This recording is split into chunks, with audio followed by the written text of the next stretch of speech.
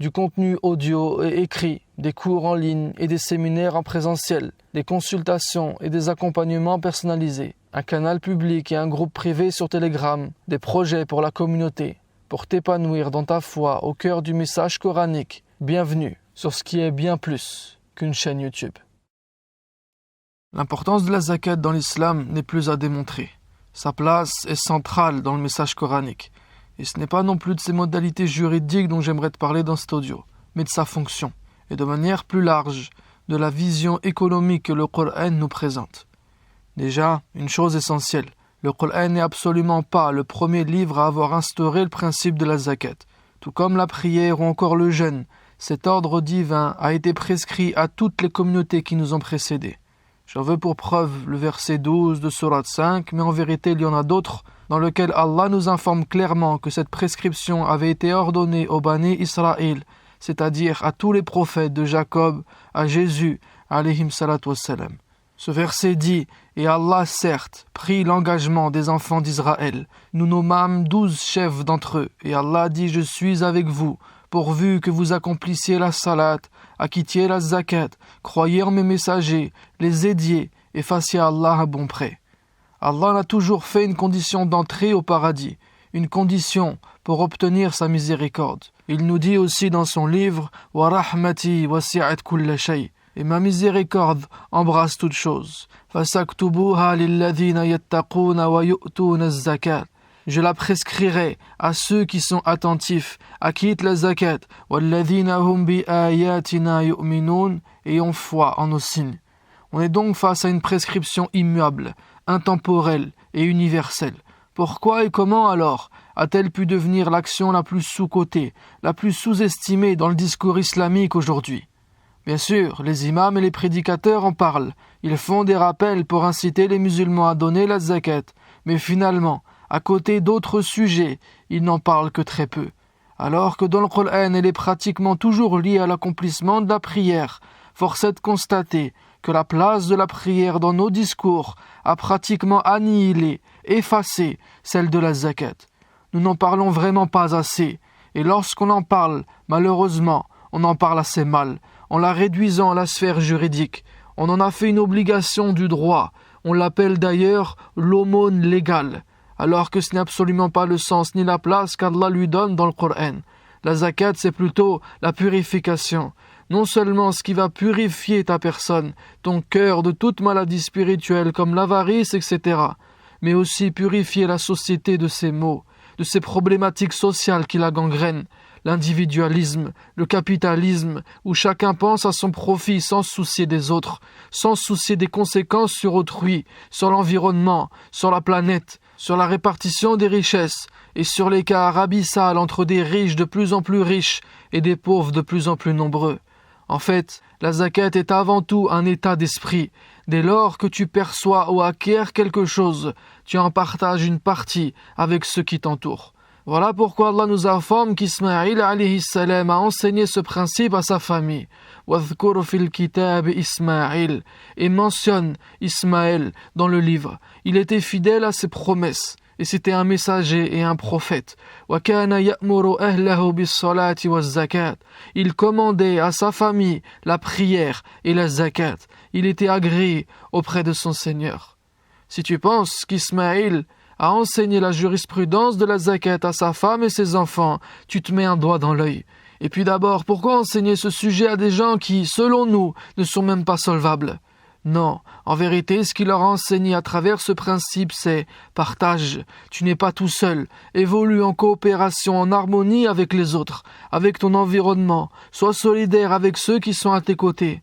Lorsque tu as, lorsque tu possèdes, lorsque tu acquiers quelque chose, distribue-en une partie à ceux qui en ont besoin. » Et ce principe peut être et doit être appliqué par tout le monde, hommes, femmes, enfants, ainsi compris. Ce sont en fait des valeurs qui concernent tout le monde.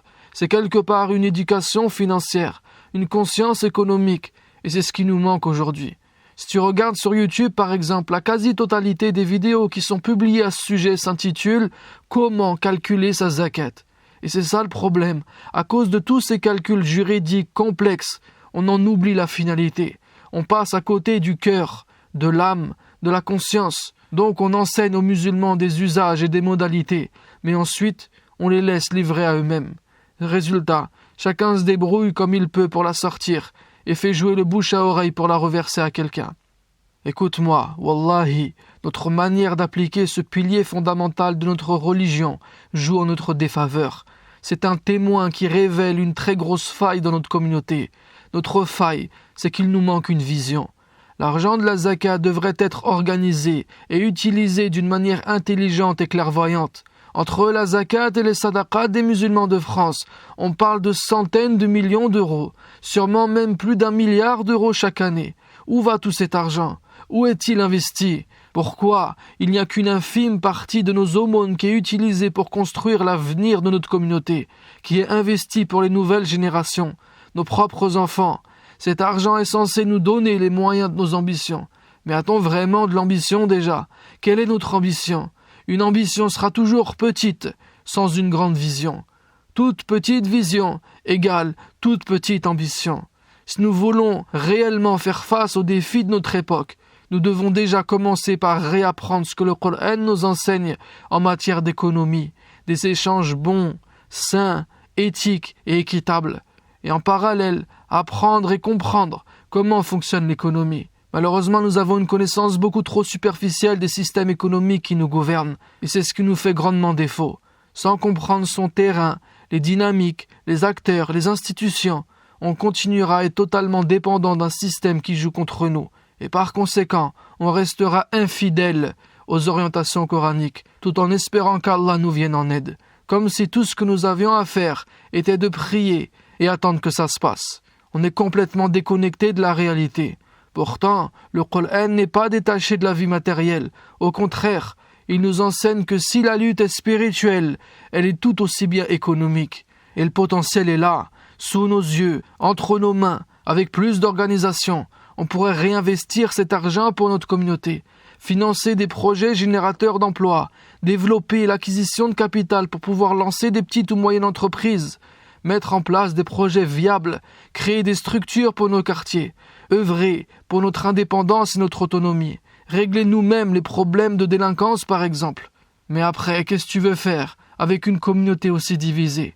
Une communauté dont la masse est aussi peu instruite et éveillée, qui ne sait plus réfléchir, ne réagit que sous les émotions, qui s'interdit toute remise en question, qui traite d'innovateurs ou de réformistes tous ceux qui alertent sur des pratiques dénaturées et qui ne raisonnent que comme de simples consommateurs. Mais c'est encore un autre sujet, même si tout ça est intrinsèquement lié. On se plaint de notre situation, on la considère comme désespérée, et c'est vrai qu'elle est extrêmement mal engagée, mais c'est sûr qu'il sera impossible d'améliorer la situation de notre communauté sans identifier et reconnaître le mal qui nous ronge.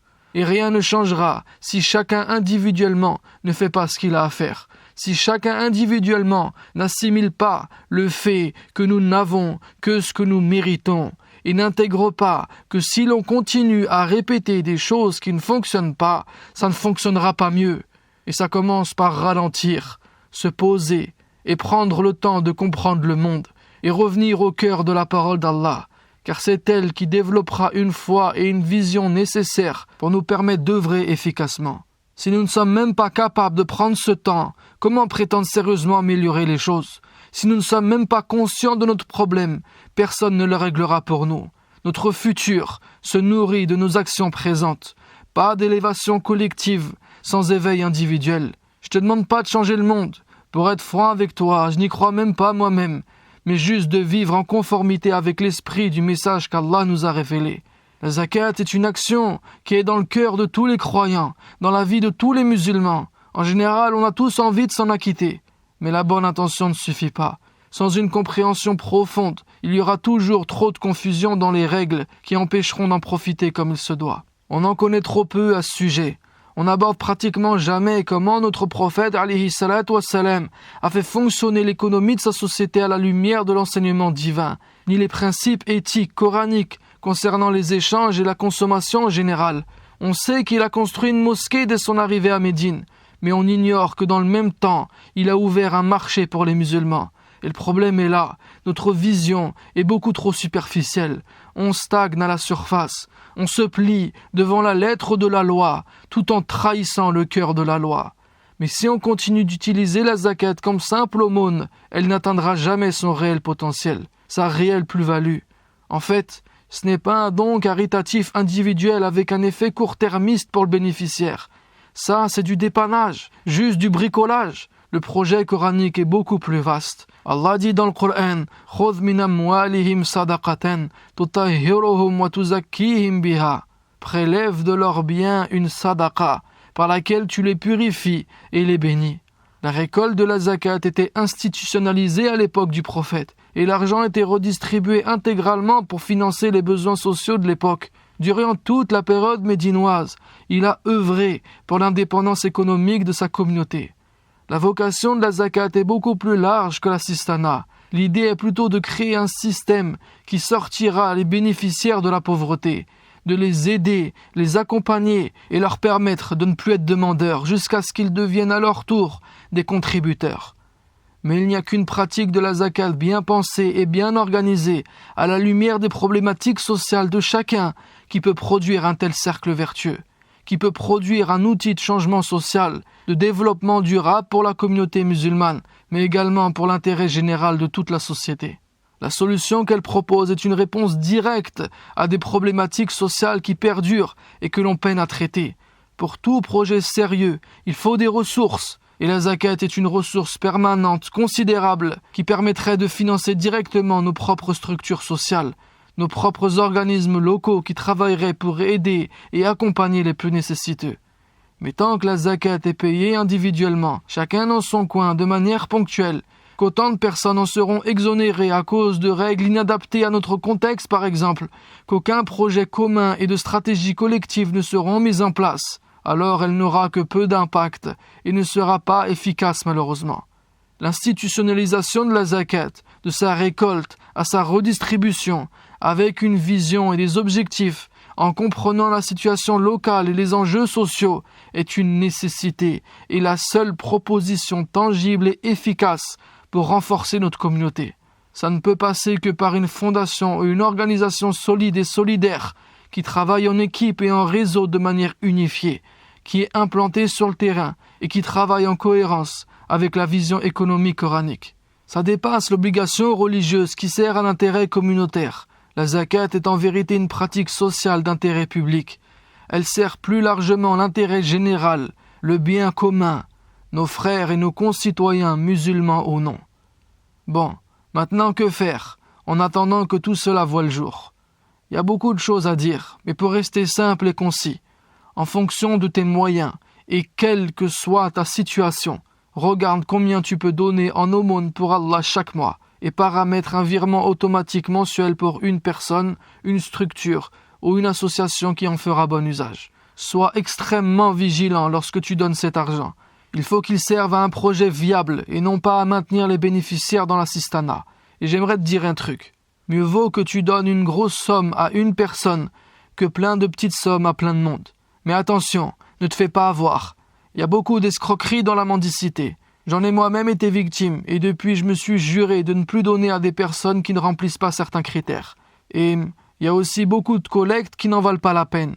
Donc encore une fois, sois exigeant et choisis le meilleur projet à financer, celui qui travaillera sérieusement avec ton argent et que tu peux voir évoluer avec tes yeux, celui qui sera finalement le meilleur investissement pour le dollar. Dans le Coran, Allah a parlé de deux notions, le halal et le tayyib, le licite et ce qui est bon. Il faut les deux, car une chose licite n'est pas nécessairement bonne. Voilà pourquoi il ne faut pas se concentrer uniquement sur ce qu'on a le droit de faire et qu'il ne faut pas réduire le champ des possibles à la sphère juridique. Cantonner la zakat à des règles juridiques techniques est une grossière erreur qui a eu pour conséquence de dénaturer cette pratique et ne pas profiter pleinement de toutes ses finalités. Et c'est ce qui se passe aujourd'hui. Soit on en parle peu, soit on en parle mal. Parler de zakat sans aborder la vision coranique de l'économie est contre-productif. Payer sa zakat sans être réveillé sur l'économie, c'est comme jeter un seau d'eau dans le sable. C'est du gâchis, et rien de pire qu'un zélé qui ne comprend même pas le sens et les conséquences de ses actions. Le message coranique, c'est d'abord des valeurs, des principes et une vision. Celui qui n'a pas compris cette vision n'est pas en mesure ni en droit d'enseigner des modalités. Faut-il payer sa zakat avec de la monnaie ou en denrées alimentaires? Jusqu'à maintenant, on se pose ce genre de questions, mais le problème est bien plus profond que ça. Celui qui répond à cette question, en prenant parti pour l'un ou l'autre, sans aller plus loin, prouve qu'il en est encore à la surface. Aller en profondeur, c'est urgent, prioritaire, c'est capital. Ne te satisfais pas de réponses toutes faites basées sur des règles juridiques apprises par cœur. On a besoin d'un discours engagé, venant de personnes qui maîtrisent leur sujet. C'est l'essence même de notre spiritualité. Sinon, notre religion sonnera creux et ne sera qu'un objet de divertissement. Il ne faut pas restreindre notre religion à des rituels cultuels, faire de l'argent un sujet tabou, de la monnaie ou de l'économie un concept abstrait avec lequel on n'est pas à l'aise, comme si c'était un gros mot, alors qu'en vérité chacune de tes dépenses est un acte citoyen. C'est ton bulletin de vote, ça a un poids politique. Et si Allah nous a éduqués à ce sujet, c'est justement pour que nous fassions contrepoids face à une société de surconsommation qui sème la corruption sur terre. Donc concentre-toi sur ce qui compte vraiment. Notre religion est bien plus que des règles figées. La plus grande difficulté du droit et de la jurisprudence musulmane n'est pas l'extraction de la règle, mais son application dans le contexte. Le savant, l'érudit, c'est celui qui sait approcher les deux avec une vision globale. Et alhamdoulilah, l'islam a produit de telles personnes. Enfin, pour terminer, je tiens à te parler d'un projet qui me tient à cœur. C'est le projet dans lequel j'ai décidé personnellement de reverser mes aumônes, car elle correspond à tous les critères que je me suis fixés avant de dépenser mon argent pour Allah. Déjà, il concerne des personnes qui me touchent tout particulièrement, les enfants abandonnés. Ensuite, parce qu'il s'agit d'un projet mené par des personnes sincères, sérieuses, ambitieuses et fiables.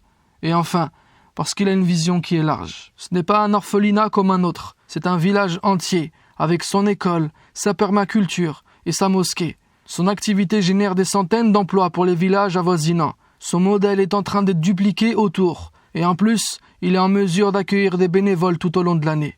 En tant que donateur, ça te permet donc de pouvoir suivre l'évolution du projet, de pouvoir rendre visite aux orphelins en passant plusieurs jours dans ce village en leur compagnie, ce qui rend accessible des séjours humanitaires par exemple. Bref, le potentiel est grand et le besoin est prioritaire puisqu'il touche l'une des catégories de personnes les plus faibles de la société, dont Allah parle le plus dans le Coran, les orphelins. Une cagnotte pour financer ce qui s'affiche à l'écran a été ouverte. Cette cagnotte est directement liée au compte de leur association et aucune commission ni frais de fonctionnement ne sera déduit. Le lien vers cette cagnotte est dans la description sous la vidéo. J'aimerais que la somme soit récoltée au plus vite, donc je compte sur toi pour y participer et la partager autour de toi. Qu'Allah nous fasse comprendre son message, nous accepte et nous récompense pour nos bonnes actions. Sur ce, je te dis à la prochaine vidéo, Inch'Allah. Si ça t'a plu, je t'invite à partager cette vidéo à tous ceux qui pourraient en profiter. C'est le meilleur moyen de soutenir mon contenu. Et si tu veux aller plus loin, tu peux rejoindre mes cours en ligne pour progresser rapidement ou t'abonner à mes mails privés. C'est totalement gratuit et tu pourras te désinscrire à tout moment. Je n'utilise aucun réseau social à part Telegram. J'y publie du contenu quasi quotidiennement. Tous les liens sont en description. On reste ensemble, Inch'Allah.